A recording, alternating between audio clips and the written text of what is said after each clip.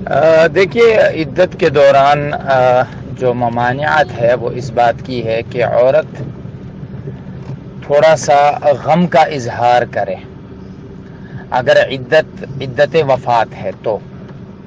اور اگر عدت یعنی کہ اس کا شوہر اگر انتقال کر جائے تو پھر اس صورت میں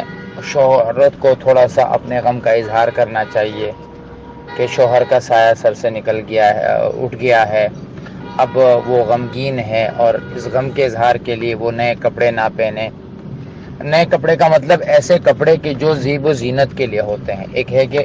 گرمی کے لیے نئے کپڑے بنا لیے، وہ ضرور پہن سکتی ہے، سردی کے لیے نئے کپڑے بنا لیے، وہ پہن سکتی ہے۔ کوئی ایسا عمل کہ جس سے یہ لگے کہ یہ عورت اس عمل پر خوش ہے، شوہر کے انتقال پر خوش ہے، ایسا کوئی عمل نہ کرے۔ سر پر تیل لگا سکتی ہے، اگر آنکھوں میں تکلیف ہے تو سرما وغیرہ لگا سکتی ہے، ہلکی پھلکی ایسی خوشبو کہ جسم سے بدبو نہ آئے پسینے کی وجہ سے، ہلکی پھلکی ایسی کوئی خوشبو یا پاؤڈر وغیرہ استعمال کر سکتی ہے، لیکن بناؤ سنگار جسے کہتے ہیں اس سے اپنے آپ کو محفوظ رکھے۔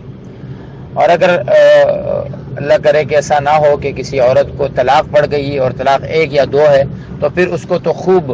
بننے سنورنے کا حکم ہے کہ وہ بنے سورے تاکہ شوہر کی نگاہیں اس پہ پڑے تو وہ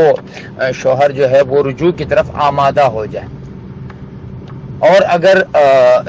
طلاق 3 پڑ گئی ہے تو اب عورت کو چھپنے کا حکم ہے، اپنے شوہر سے بھی الگ رہنے کا حکم ہے، اور